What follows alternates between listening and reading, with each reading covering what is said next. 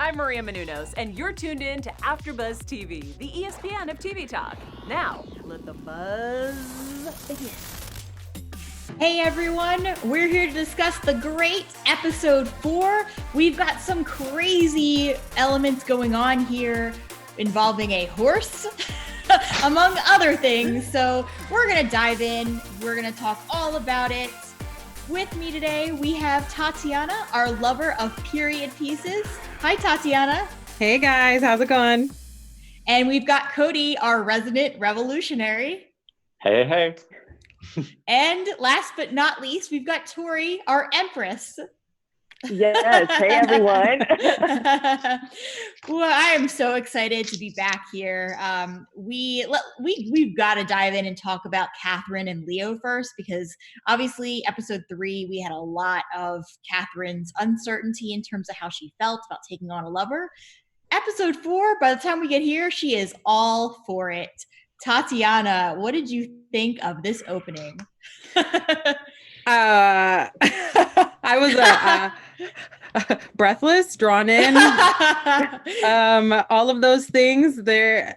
I really like Leo. I really do. I think he is a huge distraction, considering that she has so much to do with her plan. And she literally blows off her plan and is late to their secret meetings so that she can spend bedtime with Leo. So I get it, but at the same time, it makes me question him. And Cody, what do you think about Leo? Do you question him, or do you think that this is going to end up with him actually being a really strong ally? I think he has much potential to be a strong ally. However, I do agree with Tatiana. He is a huge distraction, and I actually think it's just the thing is I like them so much together that I can't imagine it going well. And we already seen this episode that Peter is preemptively jealous of them already, and I think I used to think that Leo was going to betray Katherine, but I actually think he is going to end up hurting her, because I think Peter's probably just going to murder her. him. Oh, her. Snap! You think Peter's going to murder Leo? Leo. Okay, I just wanted to backtrack, make sure that's what you said. I messed up my pronouns. I was like, dang. Okay, that's good. So good one. My thing is, I don't think that Leo's going to be trustworthy in the end. I think he does care about her, but I get the feeling that he is going to be won over based upon who is in power. And I think that Peter is going to use that to his advantage to get Leo to do things that go against Katherine. So I'm a little concerned about it. I do like them together, but I'm worried that Katherine's going to put too much trust in him. Tori, what do you think? Are you pro Leo, neutral about Leo, anti Leo?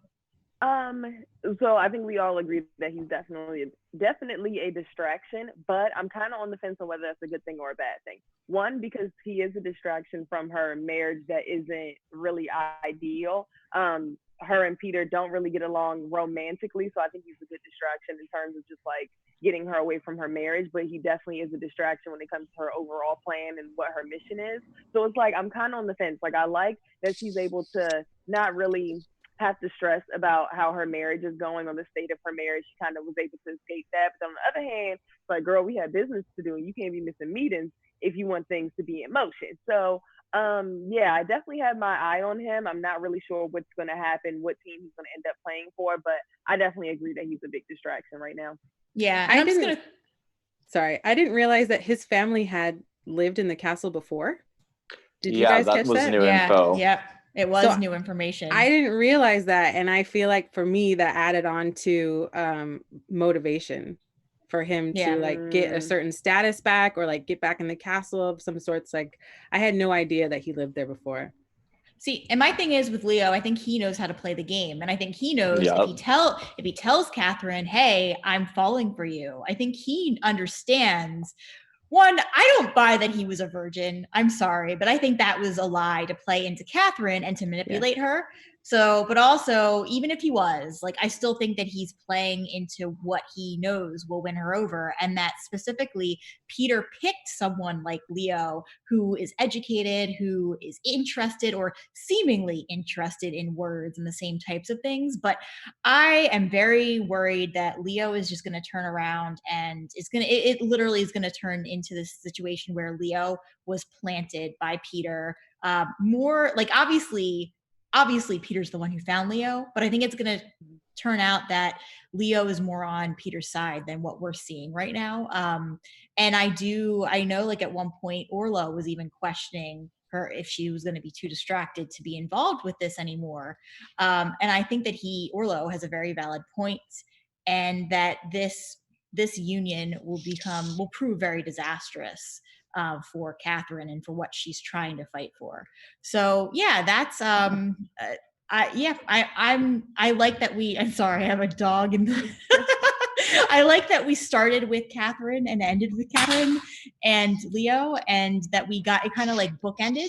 So let's talk about everything else that was going on in between. And I'm sorry, my dog. We welcome dogs here. It's okay. Yeah, I'm just gonna. Me neither. I'm not upset. Cool. Well, everyone, this is Daisy. She wanted to be on camera today, so here she is. Okay, so we have everything with Katherine and Leo. We can kind of touch back on them maybe a little bit at the end. But in the meantime, we also had everything going on with Katherine and the ladies of the court. So Tatiana, how did you feel about Katherine's what she was trying to do to get back in favor with them? I mean, first I was like, I thought from the very beginning that she was going about it the wrong way, because it did kind of seem like she was pleading with them to get back in their good graces.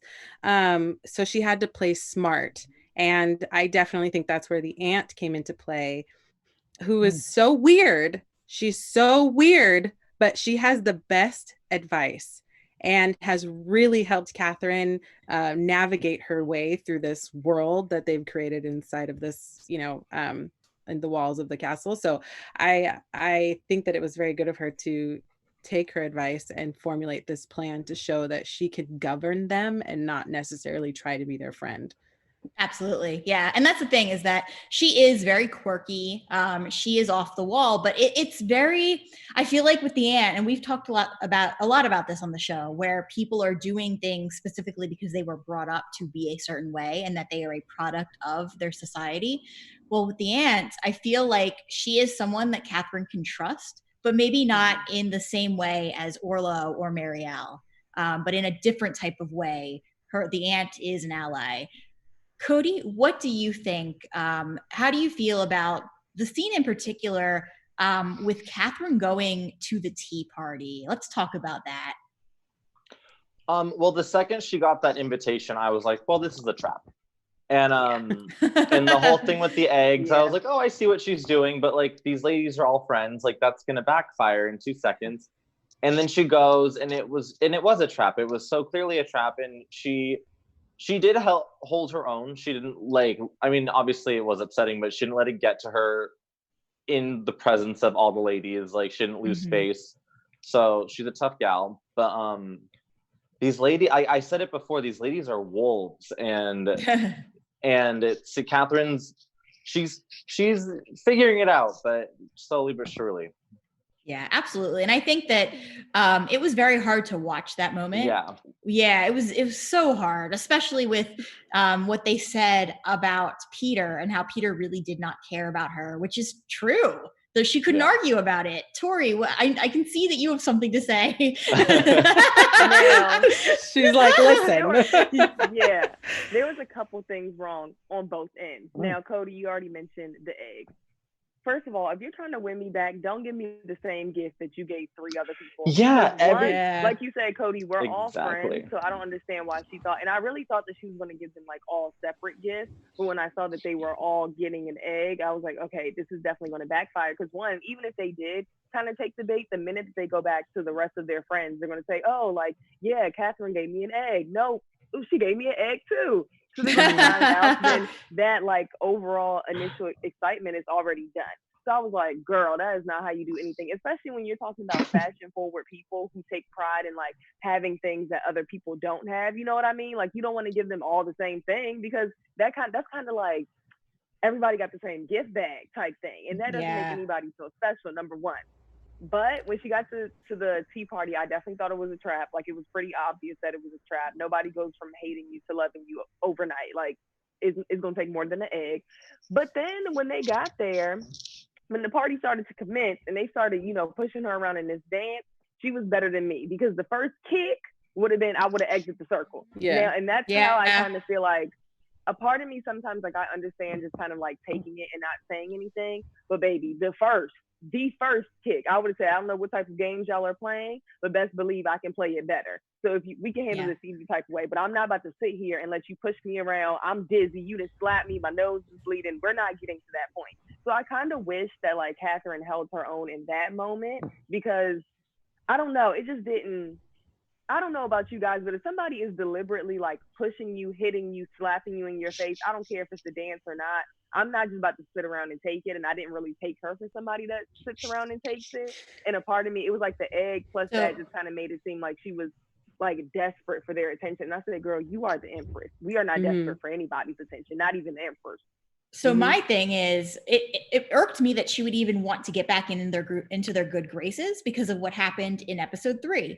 If you do that to one of the women of the court, where you publicly humiliate them, you have openly declared war on them in that sort of way. So to go from episode 3, where she, pulled that prank on her and had her show up in the rug patterned dress, and then to go into 4 and say, okay, well, I understand, politically, I need to get back into their good graces. I get that rationale, but the way that Katherine went about it and expected it to be so quick, I was like, okay, no, this is not going to go the way that you think it's going to be. This is not going to work in your favor. I feel like Katherine should have handled it a little more cleverly, as they were, so they were very, that was like the word of, I think it was episode 3, where they kept saying they were going to be clever about things. So I did not feel that the way that she handled it, her tactics were not very clever. And for her to go to this tea party without backup, I think was not the smartest move. Yeah, and I know we talked about this like in the previous episode, just about how the simple prank, like, it was funny and it was like that instant satisfaction, but at the same time, Orla was right that sometimes you do have to put that to the back burner to be 2 or 3 steps ahead. And now she's kind of playing catch up because, like you said, Rachel, if you're going to make that bold of a statement and draw that line in the sand, you kind of have to stand on it. And so for her to go back and then hit Marial in front of them after she got back at her for calling the guards, it's kind of like, okay, now you're not really seen as loyal. You're just seen as like, I guess, like wishy-washy or just kind of like go with the flow. And so I definitely agree with you, Rachel, even though it was like, okay, you want to get back at her, it just wasn't the right move in the long run. Yeah. But I also think that she was really, her disposition changes now that she's with Leo, so that, fantasized romance and that cheery girl who was always positive and looking, with rose-colored glasses, that once was when she first came, it was like disappeared. And now that she's with Leo, we see that coming back in bits and pieces. And so she literally was in bed with Leo and then came and went to this thing and was like, or not went to the tea party, but decided that she was going to make them like her. Yeah. So it's like after she's with Leo, it's kind of, she's back in that like rose-colored glasses, everything's gonna be fine, I'm gonna make them like me. And it's just, like it's more than just being with him, is more than just a distraction. It's totally changing her outlook on things or point of view on things. And then I have a question for you guys. Yeah. Was anybody else surprised that the person that she chose to humiliate out of the ladies wasn't Georgina after she saw? Because like she at that point when she was humiliating her, she was kind of in this like this fairy tale, like I want my marriage to be this, and like I'm going to come in and change these rules.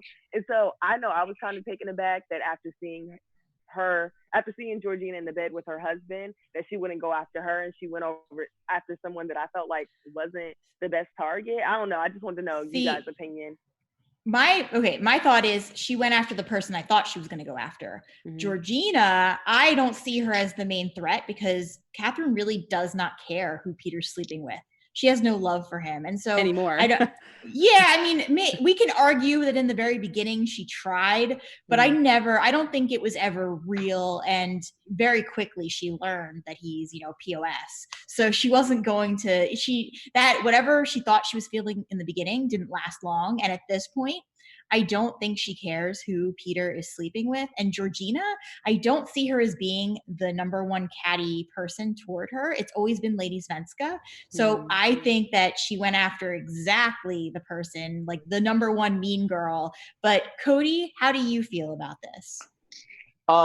Georgina's the one that I'm getting these ladies mixed up, and then I feel like I'm mishearing their names all the time.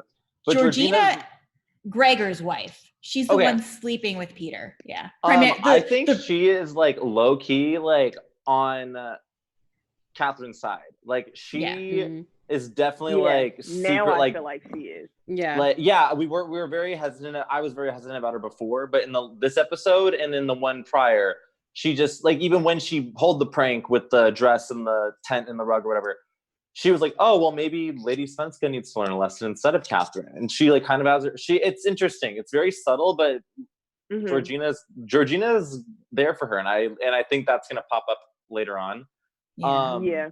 Absolutely. And what was your initial question you asked me? It was basically, we're just asking your thoughts on you kind of answered it. If you thought that Katherine would go after Georgina or Lady Svenska first. Yeah. So you did, Yeah. Isn't Lady Svenska the one who like yelled at Marial in the first episode? Yes. Yeah. She's the one that started the rumor that she slept with a horse. Okay, yeah, that's true. Lady See, Svenska is just so horrid. Yeah. So I was just at first I was like, Georgina, my eyes are on you. So that's why at first I thought that she was gonna like play a prank on both of them or all of the ladies. So that's why I wanted y'all's opinion. But of course, now that the series is continued, I see why she went for her, because she gets on my nerves. Yeah.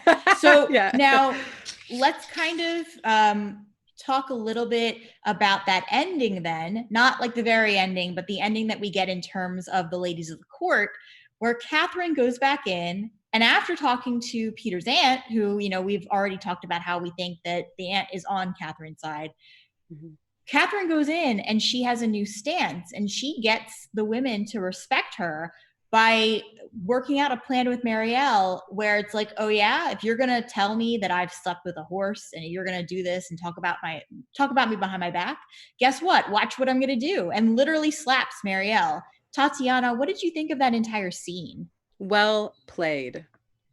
Played. I was like hand clapping as I was watching because that is exactly what needed to be done. She needed to restore her power and literally walk in as the empress, which she hasn't done. And that showed when I think she was talking to the aunt when she was like, I don't have a, was that this episode? Yeah, I don't have a voice. Yeah, when she was saying that she doesn't have a voice, and the aunt was like, well, then you have to find one, because there's one there. And even though you can't control, who the next patriarch is, or whether or not people go to war or stuff like that, there's still so much that you can control to show that you're for the people. And it's like what Orla was saying. In order to think 4 or 5 steps ahead, you have to start with little things first in order to work your way up to the big things, which is what he does with his political moves. The whole beard thing wasn't about the beard. It ended up being about, the freedom to choose. And so I think this is what that is doing. She's laying the foundation to show that she has the authority to make certain decisions, and she is only going to build on that. And then this episode, we see this is the first time that she said, I'm Katherine the Great. So she's finding herself. She believes in herself, little by little, more by more. Absolutely. And the thing with that too is, it's like you said, she is realizing that she has to go about things in a more she has to make little progress. Like Orlo, he even said with his pamphlets in episode 3 that it was going to take a good year to enact their plan. And so they understand that a revolution isn't overnight. The best laid out revolutions take time to actually establish order. And it's the same idea that Katherine, like, it's all about, like, even if you look at Game of Thrones, which I know we've mentioned before on the show, but Game of Thrones and Cersei, and just the way that people who obtain power, they understand that there's a way that you assert your dominance and a way to keep your power once you have it. And it's less like people follow Peter because they essentially choose to follow Peter. We know that he is not a strong fighter. We saw in this at the funeral procession that if that other man who insulted him for weeping, if that man had actually stepped forward and pummeled Peter, Peter would have probably died. It was just the fact that Peter knew to lunge first and knew to fight first. Otherwise, like, he's just a person that people could take down. And so it's all about, in any circumstance, even with Katherine, it's about just asserting your power in the room. And so the way that she handled that, I thought was very brilliant. So, Cody, did you have any other thoughts on that before we move on to our final topic? I absolutely loved how she asserted her dominance in that scene. I thought it was, like Tatiana said, I thought it was beautifully executed and played out. One thing it's a little off that I loved, that I laughed so hard for a good few minutes, was when she goes up to the aunt, or the aunt and her meet at the party, and they're like, oh, she was like, oh, that was such a good job. And then she was like, how do you just live such a ruralistic, your own life? She's like, it helps that they think I'm mad. And I was like, oh, because like she does have that, like, that Luna Lovegood vibe to her. Like, I'm just so in my own world. But she's not dumb. She's a smart gal. I like her. Yeah. She knows how to train. She trained a butterfly to land on her finger and fly out of her mouth. So, I mean, I haven't done that. So that's cool. She's also survived. That says something too. The same way they keep, referencing that Orla has been in court for 10 years. So I think she's very smart, a survivalist. And that kind of brings us to the next and final topic before we get to our special segments. Let's talk about the passing of the Patriarch and the Archreverend's vision. And I am so sorry about Daisy. But let's talk about this vision. Tatiana, what were your thoughts on just the way that we saw this progress with Peter and determining that it would be Archie who would, decide the next Patriarch? I mean, I kind of thought it was going to be Archie that he was going to turn to and be like, please just pick for me, I thought it was interesting too that he hid from it for so long. Like, he literally hid like a little boy. And his friend Gregor, who we said the last episode, has this weird parental relationship with, had to find him and say, come on out, it's okay, I'll help you, and then be like his pal and, poking fun at all these people. So, and the fact that, these candidates are professing their loyalty to him as if he were God, and that's how he's going to choose. And I was like, wow, so with seeing all of that, I thought, maybe Archie is the best person for the job, because he wasn't sitting there saying, you are God and that's why you should pick me. He said, I see the when he looked into his eyes, and he said, I see the soul of a king. And since he was on drugs, I can only think that, like, he was being honest, because he was totally out of his mind. And so he didn't say that he was God. It put Archie in a new light for me, because it seems like he honestly has Russia's best interest, as opposed to, himself, which I totally thought he was out for himself in the beginning. So I'm all for him being the next Patriarch. I think he would do a really good job because of his whole drug experience. It changed my mind. Well, and the thing with him is that we've always, like, the thing that I've noticed is that, you see a man like Archie, let's just call him Archie because, I mean, that's what they call him. Yeah. Archie. Yeah. You see a man like Archie, and the first episode, I thought he was going to be the main bad guy. I didn't even think it was going to be Peter. I thought, he looks crazy. He looks like the bad guy with his beard, and he's always like, hey, and his eyes are beady and stuff, Well, and I think for me, it's that the way that like period pieces sometimes portray the religious leader is like the bad guy, is the person who's saying, well, because of God, we need to do all these terrible things. That is how I thought they were setting him up. And so when they set him up this way, when we're starting to see that he's actually not a bad person and that he does things that we don't agree with, but that it's kind of more of a gray area. And we see with Marial that she actually really cares for him. So it's harder to look at him like the bad guy. And I do think that when Katherine saw him and was deciding that he was going to be, was basically pretending to be the Vision and tell him that he was the next Patriarch, I thought that that was very brilliant. Cody, what did you think? I agree with you. One, just to take a step back for a sec, it was when Peter comes in and is like, he's like, I shouldn't have to make all this responsibility. You go have a vision and have God tell you what the answer is. And it was just so funny to see Archie, because really what he's saying is, Archie, you make the decision, and your decision is what's going to echo throughout the ages of whether it was a mistake or not. And that's why Archie had so much pressure on him. He went and ate a bunch of mushrooms. I saw that. I was like, he's about to hallucinate so much. But they did that. They used to do that back then, to hear from like a higher power. They would take drugs to have hallucinations, and they thought that it was, the spirits. But I do think that Katherine, I mean, I guess she went out there intentionally to go find him, or maybe it was by chance. But because she even said, like, oh, well, at least he respects me as a human and doesn't think women are less, anything else. And so she goes out there and she's like, oh, you're on crazy pills. You do it.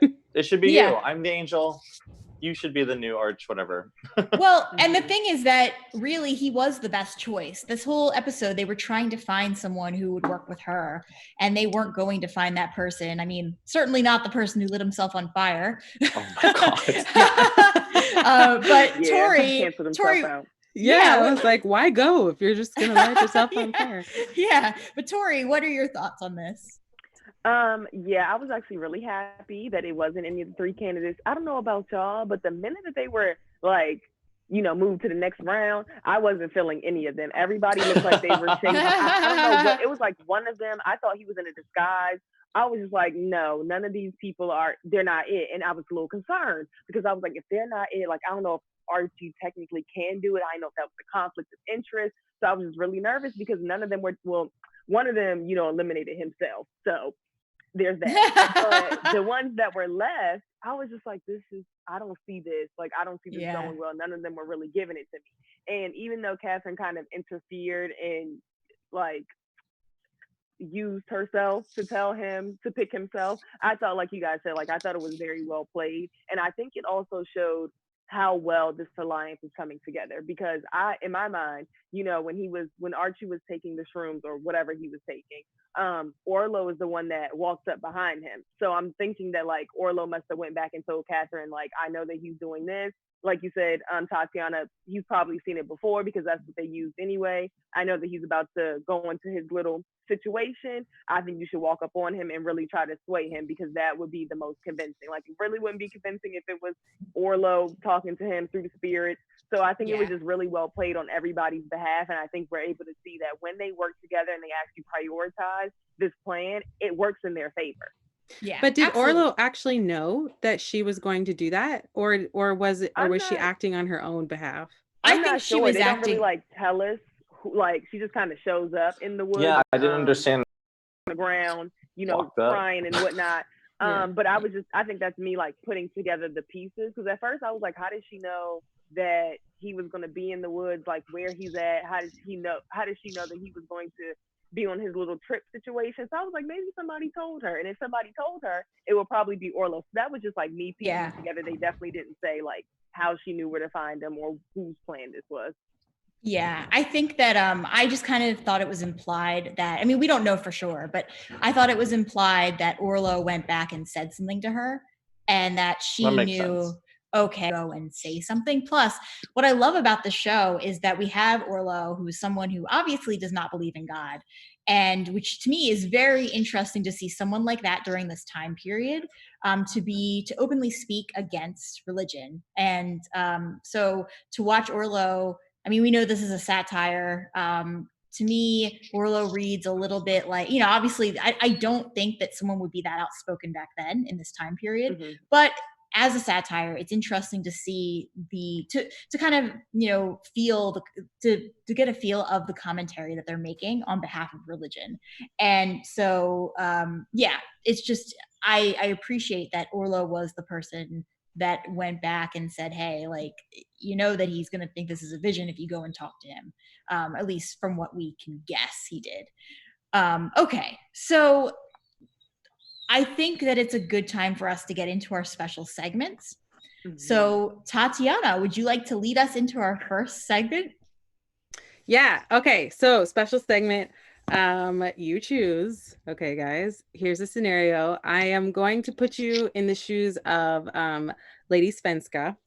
Okay, because I know she's normally a hated character, but if you could just put yourself in her shoes for a minute, and pretend you are not only holding on to your pride and your status, but also your dignity. And without these, you're basically nothing. And this empress, who you know nothing about, has imposed upon both and has threatened what has taken you a lifetime to build. Now, after this whole dress debacle, it's now a war to claim what you've made, or you make peace. Do you start your war plan and trudge on, or do you take a peace offering to make less waves? Well, if I'm her and I'm putting myself in her shoes, Yes. I'd wage war.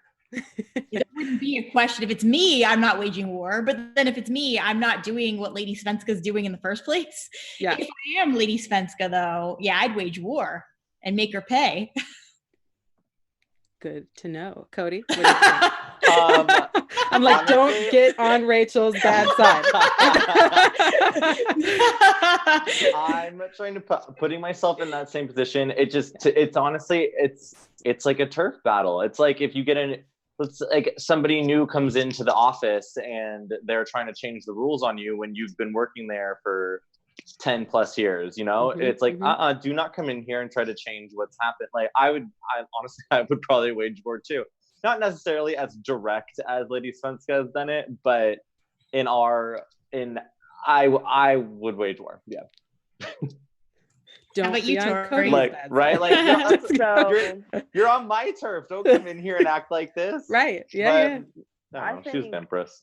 I think my plan would be like a combination of both. So I would not necessarily wage war like publicly. I would literally, make a peace offering, think that we're all in cahoots, we're all kumbaya.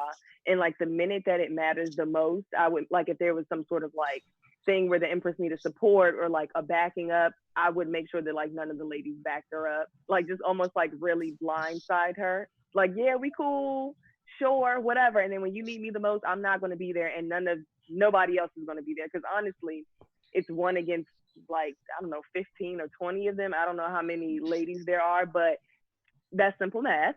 And there's a lot more of me than there are of her. And as we see in like this show, the empress doesn't have but so much power. And so I would just kind of assert my dominance that way. And I think after that, we would have to have a conversation to how to coexist. But that's what I would do. I would blindside her. That's and Tatiana, how about you? No, I would take the same approach. I would kind of I wouldn't let her get away with things, but I would keep the peace until it mattered, and then I would do a stealth attack. Yeah, Absolutely. Well, yeah, I mean, honestly, so maybe Lady Svenska isn't that bad, you guys. Like maybe No. she's just trying to She's hold got on a- to what she has. She's Well, got a little really- bit of a Now, heart. I She was don't sad know. that her husband was leaving, Yeah. She's not all ice. Yeah, not completely. Well, all right. Let's get to our next segment, which is our news with Tori. So I know that in this scene we've seen a lot of intimate moments. So actually, in an interview with Nicholas Hoult and Elle Fanning, Nicholas was talking about the sex scenes that they have in the show. And he actually said they're not that awkward because they know that like each sex scene has a certain purpose and it kind of drives the story along. And he said that the viewers can tell that the sex scenes aren't just there to be there. There's some ulterior motive, there's some important conversation to be had, and that he likes the way the show highlights that. He also said that we're going to get to it in a little bit in one of these episodes where, there's a lot of nudity and he's going to be nude. And he was like, the hallways feel extremely long when you have to walk through them naked. So I thought that was hilarious. Oh my God. So far, they've done a good job, like carefully placing things, like when he picked up his clothes or when he, and like the chair was right there. Yeah. Right. I literally was like, that was a clever shot. Strategically placed. I like this. I like this. Yeah, and they really haven't been, it hasn't been that explicit. Like they've been very like tasteful. Yeah, exactly. So especially compared to other pieces like this.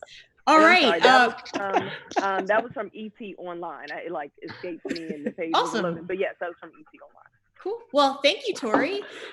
With the time that we have left, let's just quickly go around and give our predictions. Tatiana, do you want to start?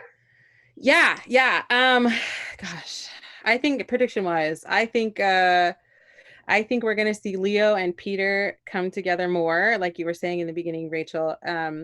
And they're going to form a bond. And I think that's definitely going to turn off her attraction to Leo because she's going to see him be more like Peter, which is, awful for her to see, I'm sure. So I think that will be a little difficult. We're going to see some turbulence in their relationship. And then I think I think she's going to work very well, her and her maid, what's her name? Marial. Marial. I was going to say the wrong name. Cody. Marial, I think Marial is going to play a very specific part since she's so close to Archie.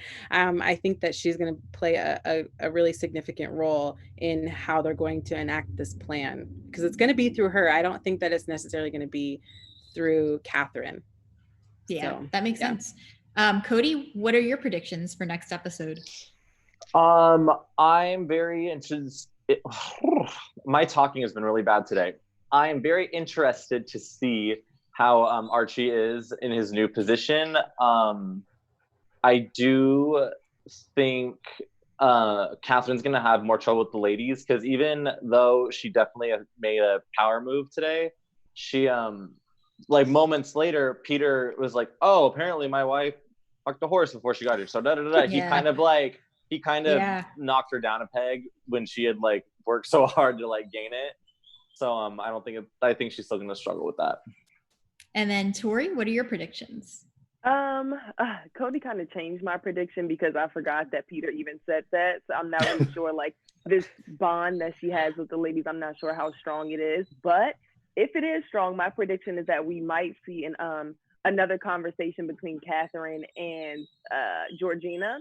And just kind of like see that dynamic. I think Georgina I'm not sure where her loyalty lies, like if it's more with Peter or Katherine, because I feel like I can see that she cares for both, but I'm not sure which one more. But I think definitely, even if it's some insight on just marriage, I think that Katherine and Georgina are going to form some type of mutual respect. Maybe not friends, but I think we're going to see something between the two of them in the next episode, maybe. I don't know. So, okay, this is where I stand right now. Keeping the actual history in mind, I have just a really like strong feeling that Leo is going to burn Katherine and that this is going to be one of the reasons why she ends up becoming bitter.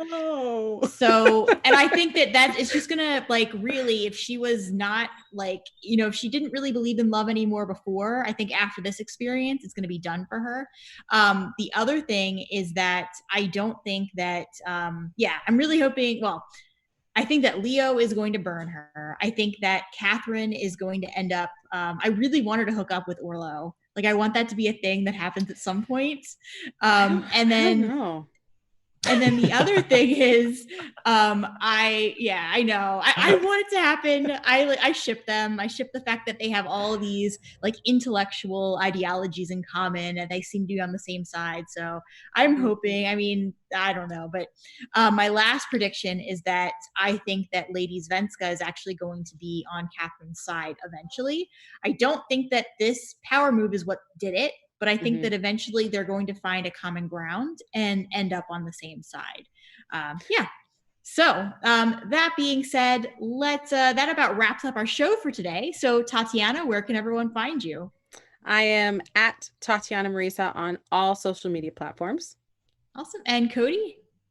I am on Twitter as Cody_Ep and on Instagram as Cody Ep. And Tori, where can everybody find you? You guys can find me on Twitter at Tori with 2 E's and on Instagram at Toxic Model. And like I always say, definitely click around. And a lot of us are on different panels of some of your other favorite shows. You can find us on the YouTube page too. Awesome. And you can find me on Twitter at Rach Goodman or on my author Instagram account at Rachel Radner Author. Thank you for tuning in, everyone. We'll see you tomorrow as we discuss the next couple of episodes. Our founder, Kevin Undergaro, and me, Maria Menounos, would like to thank you for tuning in to AfterBuzz TV. Remember, we're not just the first, we're the biggest in the world, and we're the only destination for all your favorite TV shows. Whatever you crave, we've got it. So go to AfterBuzzTV.com and check out our lineup. Buzz you later. The views expressed herein are those of the hosts only and do not necessarily reflect the views of AfterBuzz TV or its owners or principals.